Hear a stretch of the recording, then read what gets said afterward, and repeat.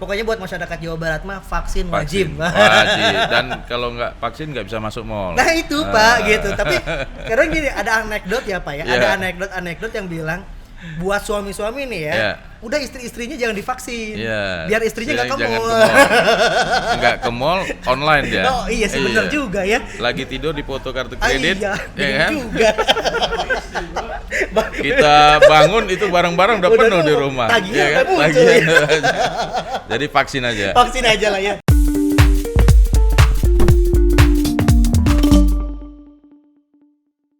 Assalamualaikum warahmatullahi wabarakatuh. Hai Sobat Vox Pop, gimana kabarnya?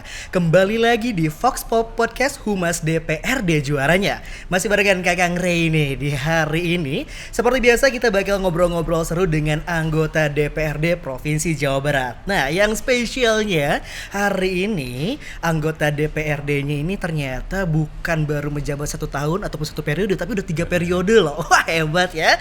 Datang dari Komisi 1, fraksi Gerindra Persatuan, lalu juga datang dari Dapil 9 Kabupaten Bekasi, dan yang paling penting ternyata orang Medan.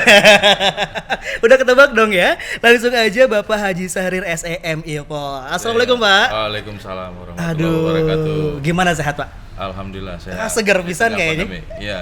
Tetap jaga kesehatan. Tetap jaga kesehatan ya, meskipun lagi pandemi tetap jaga kesehatan. Harus, ya. Itu wajib. Betul banget. Dan kita mengucapkan terima kasih Pak ya, sudah menyempatkan hadir di hari ini. Kita ngobrol-ngobrol seru tentang Bapak, terus juga kegiatan juga, apalagi sekarang masih COVID ya, PPKM juga nanti kita akan bahas semuanya. Oke, tapi Pak, sebelum kita ngobrol ini Jawa Barat levelnya udah turun ya. Nah itu makanya kita mau tanya nih, karena kan Bapak terjun langsung nih ke masyarakat ya tentang levelnya langsung turun nih, jadi ada yang level 2, level 3, meskipun ada ya yang masih level 4 tapi bisa lah gitu kan ya.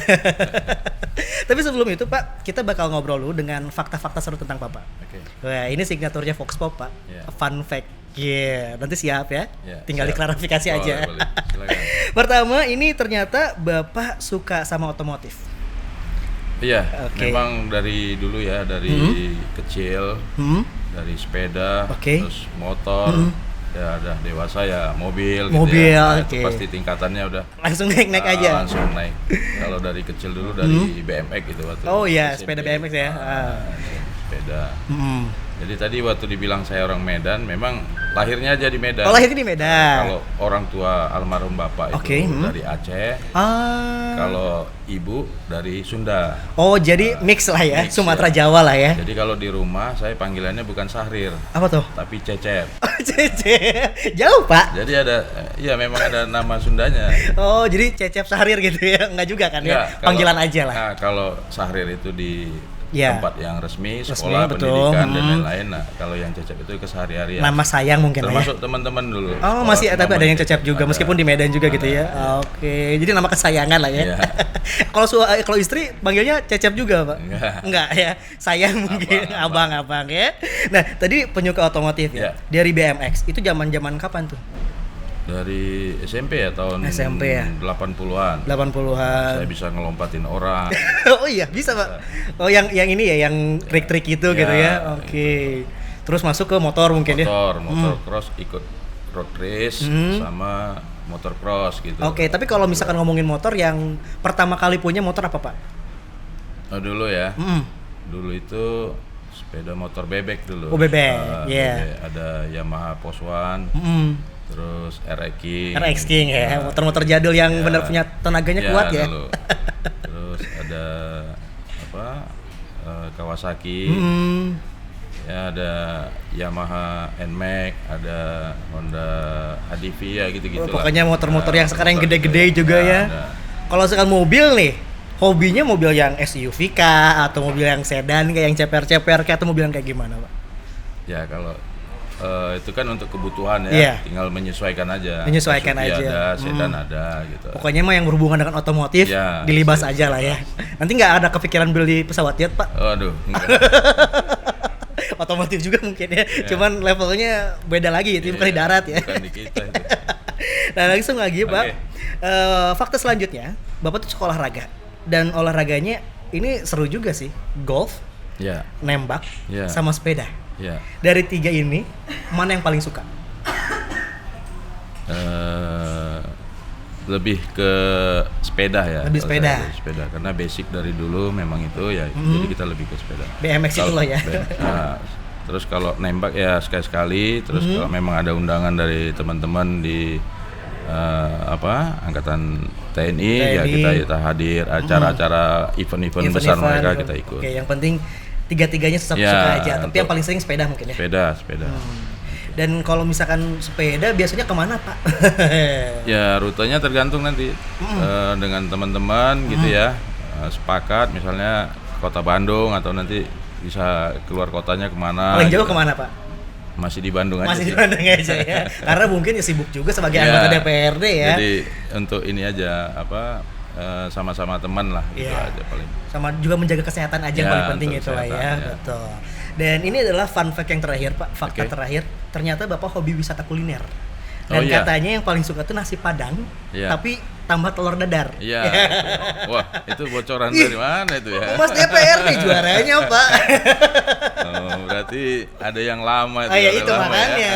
Ya. Hati-hati Pak. Ya, jadi itu wajib itu kalau telur dadar itu wajib. Jadi memang dari dulu itu udah makanan sehari-hari kita. Jadi memang kebawa ya sampai usia segini. Kalau makan itu ya harus ada telur dadarnya. Gitu. Wajib, meskipun nggak nasi Padang. Ya, meskipun nggak nasi Padang. Apapun yang penting telur dadar. Punya kenangan apa sama telur dadar Pak? Ya, kalau dulu orang tua almarhum itu kalau sarapan pagi kita mau berangkat sekolah disediain telur dadar gitu-gitu ya. Jadi udah memang kebiasaan aja dan kebawa sampai sekarang. Ya, kalau sekarang jadi anggota dewan tetap masih sarapan pagi telur dadar. Masih. Sehari berapa banyak Pak telur dadar Pak? Tergantung makannya di mana nanti. Oh kan, gitu. Tapi kalau misalkan lagi kunjungan misalkan ya, tetap nyari telur dadar. Di bebek tepi sawah juga kita pesan telur dadar. Yang penting telur dadar ada. Ada. Tapi standar aja gitu telur dadarnya. Iya, biasa aja. Dia misalnya 2 butir gitu ya, kita pesan bikin 2 gitu ya. Maksudnya 2 dijadiin 1 gitu biar agak tebel lah, itu aja. Jadi sebenarnya nggak kalau misalkan istilahnya istimewa nggak istimewa juga sih sebenarnya, cuman harus ada lah. Tapi kadang-kadang kan ada di restoran Padang telur dadar yang crispy gitu ya. Crispy, ya betul. Itu kita bisa itu habis 3. Iya, itu makanya bisa habis 3 porsi gitu ya. 3 porsi ya. Gitu. Tapi kalau makanan yang lainnya tetap suka dong ya? Suka. Cuman dan teman-teman di DPRD kadang-kadang kalau mau makan coba tanya Sahril tuh, dia tahu tuh di mana yang enak. Iya, karena hobi wisata kuliner ya. Oke. Pak, kalau misalkan selama pengalaman nih ya. Pernah punya pengalaman yang menarik nggak sih Pak selama misalkan ini kunjungan nih ataupun kemana nggak pernah nemu telur dadar, pernah nggak sih Pak? Gimana gitu kalau nggak nemu telur dadar gitu Pak Sari? Oh. Ya, ada kadang-kadang ya. Ya pasti nunggu nantilah sampai bisa di mana gitu ya, entah di rumah atau di mana baru balas dendamnya di sana. Oh gitu. Ya. Jadi kalau misalkan di kunjungan kerja atau kemana nggak ada telur dadar nggak apa-apa ya. Nggak apa-apa. Di rumah aja. Oh masih bisa kayak gitu ya. Bisa. Nggak candu banget. Ini lucu juga ya, ternyata kan banyak orang ya yang suka sama apa ternyata pas hari itu hobinya tuh sukanya tuh sederhana gitu. Telur dadar ya, yang penting enak aja makan. Sama pakai kecap gitu Pak, gimana telur dadarnya? Ya kalau lebih enak lagi kecap sambal bawang gitu, itu baru lebih mantap. Nasinya panas. Juara, oke ya. Jadi ini fakta-fakta serunya benar semua ya? Benar semua. Nah benar semua. Bahaya nih yang bocorin. Ini makanya hati-hati Pak sama Humas DPRD Pak. Oke, tadi kemarin sih kan baru beres reses juga ya? Iya. Betul. Alhamdulillah reses 3 itu ya. Reses ketiga ya. Di Kabupaten Bekasi ya? Bekasi, Dapil. Kemarin di reses ini Pak menemukan fakta-fakta apa ataupun juga misalkan ya kan namanya reses kan rasa aspirasi ya? Pasti. Apakah ada aspirasi-aspirasi yang baru yang mungkin ini ternyata belum pernah nih kan Bapak udah 3 periode ya? DPRD, apakah ini baru juga kejadian atau seperti apa? Pernah? Ada. Kalau yang baru itu saya kemarin ada reses di sekolah SMA gitu ya. Nah, kepala sekolahnya itu malah menyaksikan tamatan SMA-nya karena tidak bertatap muka dan standar pembelajarannya itu lebih berkurang otomatis kan. Nah, itu dia mengucapkan bahwa ada kekhawatiran tamatannya ini agak kurang kurang dari standar mungkin. Kurang dari standar proses belajar mengajarnya ya. Betul. Karena kan itu dengan webinar kan itu sisi Zoom itu kan ada yang orang bisa mengerti, kadang-kadang keputus atau apa nggak efektif. Nah itu. Itu ada di sana. Ada malah kepala sekolahnya yang melakukan itu. Itu baru maksudnya dia menyaksikan tamatan ini agak kurang gitu. Apa ya? Maksudnya kurang dari standar lah ya. Ya mungkin seperti itu. Nah itu yang harus menjadi perhatian kita juga di Jawa Barat gitu. Itu juga unik juga ternyata ya, karena memang kalau misalkan ngomongin pendidikan ya kita juga semua lagi semua gitu ya. Cuma pasti. ternyata ada. Ya, ada yang merasakan itu. Jadi nah itu menjadi atensi kita untuk kita teruskan ke pemerintah provinsi bagaimana nanti ke depan di tengah pandemi ini proses belajar mengajar itu tetap berjalan baik, normal dengan standar kurikulum yang memang sudah disiapkan oleh pemerintah pusat ataupun provinsi. Yang penting efektif itu efektif lah ya. Betul. Nah, selama kemarin reses cukup berapa lama Pak kemarin reses, Pak? Itu 8 titik ya, 8 titik ya 8 harian lah. 8 harian. Dari 8 harian selain sekolah itu ada yang lagi unik nggak Pak? Kalau temuan-temuan, mungkin temuan-temuan misalkan ya, masalah bansos penerimanya kenapa ada yang berulang-ulang gitu, ada yang nggak dapet, malah ada yang satu RT, satu RT itu hanya dapat 3 gitu-gitu, yang lainnya nggak dapat. Nah ini kan pendataan ini yang memang juga kita teruskan ke pemerintah provinsi agar supaya menjadi perhatian dari mungkin dinas sosial untuk mendata ulang atau mereka mensupport data ke pemerintah pusat itu seperti apa gitu. Itu yang kita dorong. Betul. Jadi kemarin terdampak banget lah ya tentang COVID inilah ya. Betul. Selain tentang bantuan dan lain-lain, kalau misalkan saya tanda kutip ada kejadian unik nggak Pak? Kalau misalkan selama reses nih, Bapak udah 3 periode nih ya? Dari 2009 dong ya? Uniknya? Unik apa? Misalkan ada yang cubit-cubit gimana? Atau yang foto-foto ya gimana? Iya, kalau itu setelah selesai reses pada berebut minta foto gitu ya. Sama ibu-ibunya biasanya ada yang minta apa namanya itu? Buat marawisan gitu. Marawisan itu seragamnya semua satu set tuh. Gitu, Bapak minta. Jadi itu yang kita temukan. Ya memang wajar lah ya, karena kita berangkat dari sana, mereka yang memilih kita, nah kita berkontribusi sesuai dengan kemampuan kita, yang ada masalah kalau menurut saya. Betul. Gitu. Nah, Bapak juga kan saya sudah follow IG Bapak udah lama ya. Ternyata terima kasih. Terima kasih sama-sama Pak ya. Nah, jadi saya lihat ini ternyata Bapak suka aktif juga ya. Betul, sama aktif juga, terus juga bersama teman-teman dari TNI, dari Polri. Ini kedekatannya seperti apa sih Pak dengan aparat-aparat TNI dan Polri? Oh iya, itu memang karena dulu saya pernah jadi pimpinan di Komisi 1. Nah relasi ataupun kerjasama yang sudah terjalin itu tetap terus kita lakukan gitu, walaupun sekarang saya memang masih di Komisi 1. Dan itu kita teruskan ininya baik hubungan dan kerjasama yang memang secara ini bisa kita membackup teman-teman di Polri dan TNI seperti itu. Sinergi lah ya. Sinergi, betul. Jadi kerja sama ke depan kita saling bantu. Gitu. Betul. Dan ini juga lumayan saya baca CV-nya juga ya, kurikulum vitae-nya ini ternyata menjabatnya banyak banget nih Pak. Alhamdulillah. Ya, tadi dengan resesnya, kunjungan kerjanya dan yang lain-lain ya kan. Ini banyak banget loh pengalaman-pengalaman. Pernah menjabat sebagai ketua Komisi 1 kan ya? Pernah. Terus juga menjadi ketua fraksi. Ketua fraksi di juga. Periode pertama. Periode pertama. Dan sekarang ternyata yang paling baru nih ya.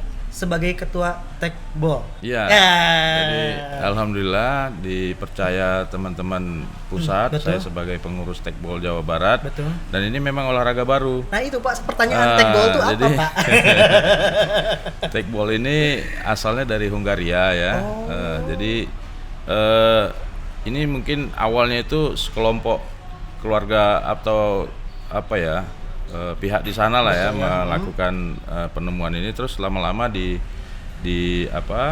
disosialisasikan dan sekarang sudah sampai di Indonesia. Dan alhamdulillah kita sudah mempunyai di tingkat provinsi kita sudah ada semuanya, alhamdulillah, dan tinggal kami di Jawa Barat melakukan rekrutmen untuk pengurus kabupaten kota. Dan kita sudah ada 13 yang siap akan bergabung ke Tekbol Provinsi Jawa Barat. Mantap. Itu kabupaten kota ya? Ya, kabupaten kota. Memang ini agak unik karena komposisi dari bola kaki, takraw, dan apa ya, keahlian dalam inilah ya, mengolah tubuh ya, pakai dan nggak boleh pakai tangan gitu cara mainnya gitu. Oh, jadi kayak volley tapi pakai kaki mungkin ya.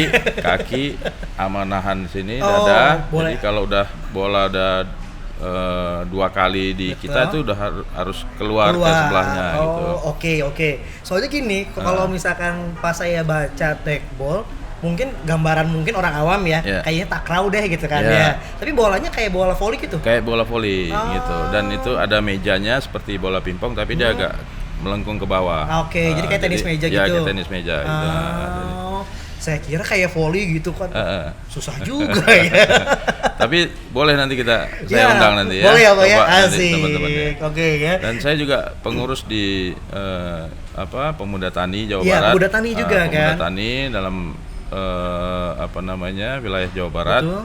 Dan ini sudah ada di kabupaten kota. Betul. Saya hanya meneruskan, dan kemarin kita menemukan petani di Kabupaten Bogor. Betul. Itu petani sawi ya kalau nggak salah ya, itu nggak bisa melakukan penjualan hasil panennya karena posisi pandemi ya. Betul, saat itu memang, jadi kalau dia paksain jual dia hanya dapat Rp100 gitu per itu. Jadi kita merasa sesama inilah ya, pemerhati petani. Betul. Dan saya pengurus di Pemuda Tani, jadi kita beli semua hasil pertanian mereka. Betul. Terus kita bagi-bagikan ke warga yang terdampak pandemi pada saat itu dengan teman-teman DPRD di Kabupaten Sukabumi. Ya, kita ikut sertakan juga. Ya, itu juga karena mungkin kalau misalkan kita lihat pandemi ya berdampak semua sektor ya. Semua sektor ya, yang maksudnya juga pertanian dan lain-lain. Betul, apalagi yang mungkin bukan pekerja kantoran lah ya Pak ya. Kalau misalkan pekerja kantoran mungkin WFH tetap aja. Iya. Gaji bulanannya masuk ya gitu kan. Tapi kalau untuk kayak petani, wira swasta itu kan terdampak langsung. Tapi kita sebelum ngobrol masalah PPKM dan yang lain-lain, saya sedikit ini Pak, ada timbul pertanyaan Pak. Kan Bapak sudah menjadi anggota dewan selama 3 periode ya. Lahir di Medan. Terus kenapa sih Pak ada gambaran untuk jadi anggota dewan Pak? Dengan jabatan yang begitu banyak loh. Kalau saya jadi Bapak mungkin pusing Pak. Ya, jadi memang awal bergabung dengan Partai Gerindra itu dari 2008 ya. Saya 2008. Termasuk pengurus di Jawa Barat. Betul. Yang pertama.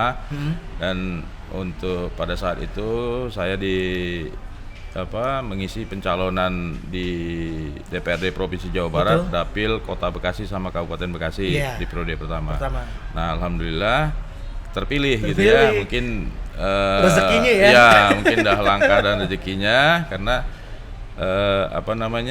ada terah Sundanya ya. Iya betul, karena terah Sundanya. Orang ibu saya kan memang benar dari Sunda, dan hari-harian juga dipanggil kita Cecep kan ya. Gitu. Nah, jadi alhamdulillah memang ada terah Sundanya ya, kepilih. Dan dari perolehan suara pribadi di periode pertama, kedua dan ketiga ini kelihatan naik semua. Jadi terus. Mungkin ada kepuasan dari pemilih dan ya. Kepercayaan juga ya. Dan alhamdulillah itu yang menjadi bertahan sampai saat ini. Gitu. Nah, kalau misalkan kan kalau bisa lihat background ya Pak, ternyata kan Bapak ekonom ya. Sarjana ekonomi dan ekonom ya. Karena dilihat pendidikan non formal juga kan banyak banget tentang pendidikan atau sertifikasi tentang ekonomi. Kok jadi terjun ke politik Pak? Ya, jadi memang waktu awal dulu tamat SMA itu saya pernah mau masuk polisi. Betul. Almarhum orang tua nggak ngasih ya. Jadi dia bilang, udah jangan gitu ya. Kuliah aja, jadi kuliah. Kalau dulu itu tahun 90-an itu kan kalau laki-laki itu kalau kerja di perbankan kan gagal banget lah ya. Bener, semua orang tua menerima untuk jadi calon menantunya. Sama kayak PNS kan? Sekarang gitu mungkin ya. Nah, tapi kan makin lama kan berubah zamannya. Jadi memang saya sampai sarjana ekonominya sampai SE-nya itu ya S1-nya di ekonomi. Dan S2-nya kita ambil politik karena menyesuaikan dengan di DPRD. Betul. Gitu. Jadi sebenarnya pas awal masuk anggota menjadi politik gimana Pak?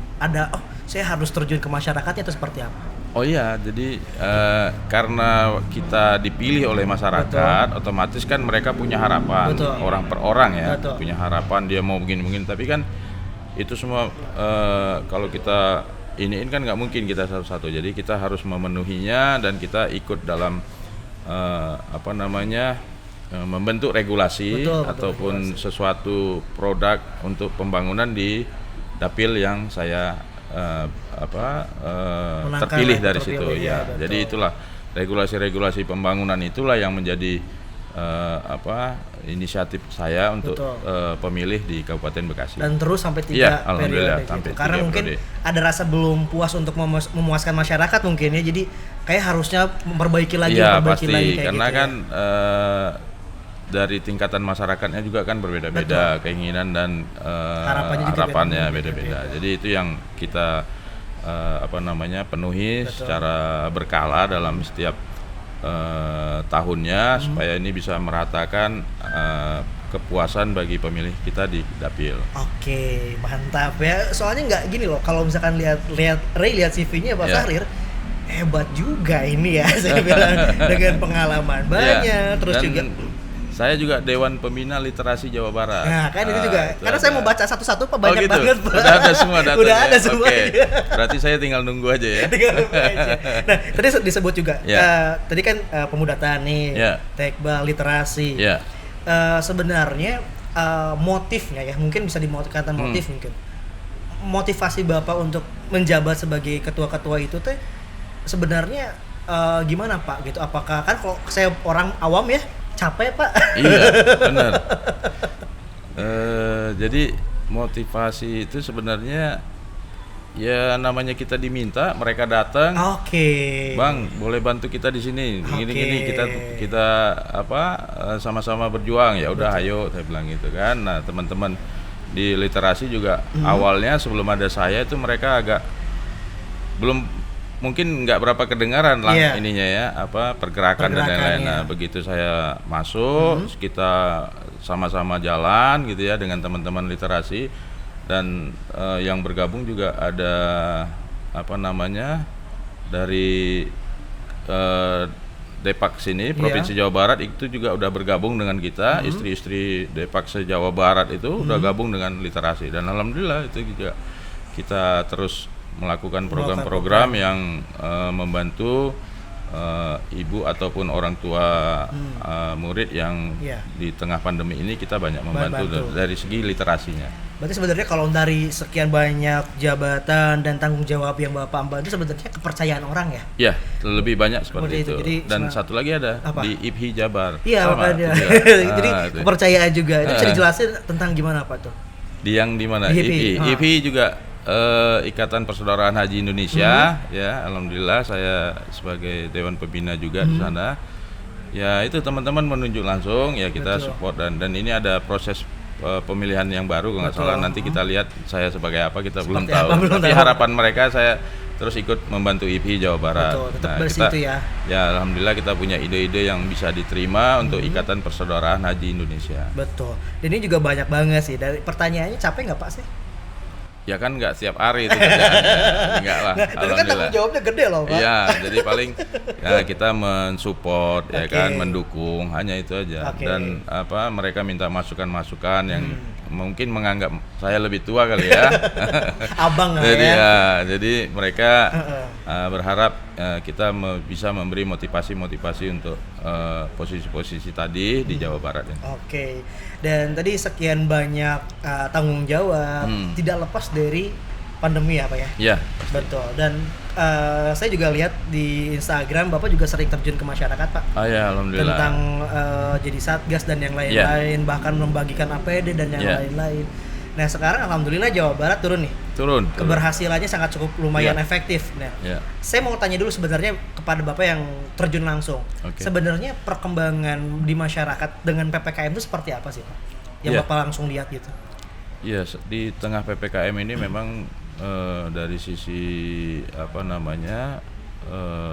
pandeminya ya, masyarakat memang agak terpukul. Satu ya, baik itu pelaku ekonomi, pertanian, semuanya, usaha ya, UMKM dan lain-lain, ini semua terpukul, dan makanya kita mencoba mendorong agar pandemi ini bisa cepat dari level 4 yang awalnya di Jawa Barat, kita ajak kita motivasi masyarakat supaya benar-benar bisa mematuhi pandemi ini, supaya mereka juga bisa segera keluar dari posisi zona ini zona ketidaknyamanan mungkin ya.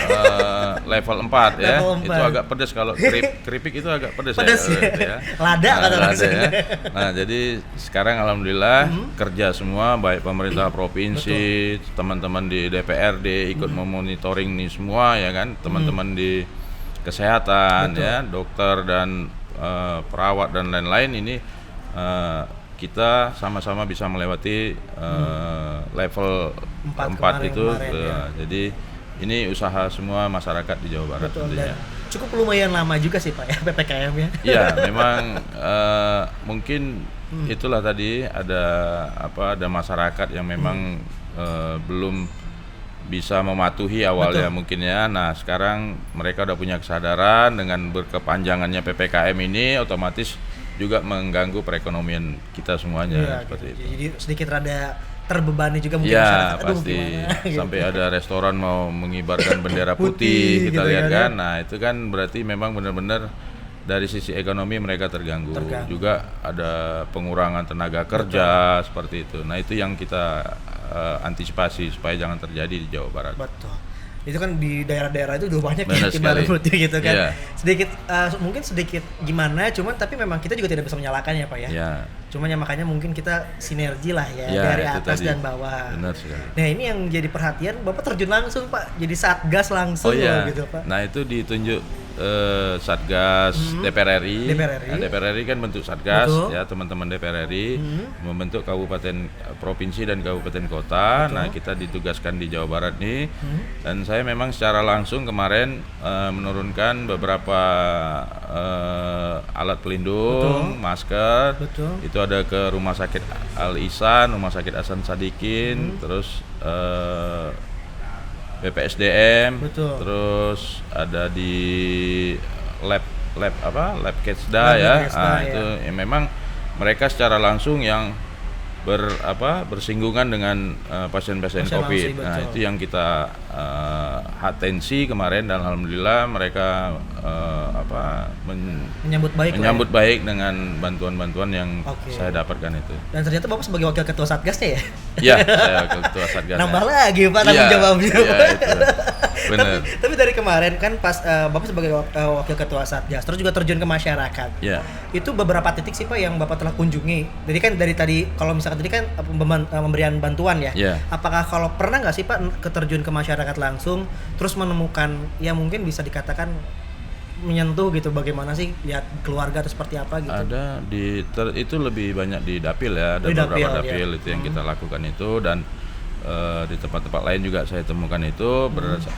Saya juga Dewan Penasehat di IPSM kalau nggak salah ya, Ikatan Pekerja Sosial Mandiri Indonesia. Nah, itu jadi kita dapat info dari teman-teman yang di lapangan ya, paling saya mensupport misalnya masalah penyediaan ambulan yang memang pasiennya ini udah agak parah dan nggak bisa dibawa ke rumah sakit. Nah, itu yang kita fasilitasi. Langsung difasilitasi di situ. Dan kalau misalkan tadi kan keliling-keliling nih ya Pak ya, pernah nggak sih nemu wilayah ataupun titik yang bandel Pak? Diberikan pemberitahuan ataupun informasi tentang ayo pakai masker, ayo jaga jarak, ada yang bandel nggak sih Pak? Pernah nemu nggak sih Pak? Ya, kalau begitu pasti ada. Ada aja ya. Pasti ada, tapi daerahnya nggak usah kita sebut lah. Ada, tapi ada lah ya. Itu gimana Pak? Pendekatannya kita melalui teman-teman yang di daerah tentunya kita misalnya saya temukan itu kita foto terus kita kirim ke teman-teman mungkin DPRD-nya ataupun kalau kita kenal dengan kepala daerahnya kita forward biar mereka bisa antisipasi warganya. Nah, itu yang kita sampaikan. Tapi kalau secara langsung ya ada berupa sosialisasi aja seperti itu. Tapi kalau misalkan dari tempat-tempat kayak gitu dan yang lain-lain gitu kan ya, sebenarnya kalau untuk ke nakes-nakesnya sendiri kan kemarin lihat APD gitu kan, itu sebenarnya bantuan-bantuan seperti itu sumbernya dari mana sih Pak? Kebetulan saya ada teman-teman yang di Jakarta. Betul. Ya, mereka memproduksi alat kesehatan itu. Betul. Saya hanya menyuratin mereka, bantuin abang dong untuk wilayah Jawa Barat. Oke. Nah, mereka mensupport itu gitu aja. Oke, jadi dari semua sumber yang ada, mungkin Pak Sarip itu hanya mengumpulkan, membuka jaringan selebar-lebarnya. Jadi hanya menyuratin gitu ya. Saya kasih tahu untuk rumah sakit ini segini, rumah sakit ini segini. Gitu. Untungnya semua teman-teman saling support sama mereka lain support, ya. Dan katanya juga pernah pakai dana pribadi juga, Pak. Ada. Pasti ada. Hebat sekali saya.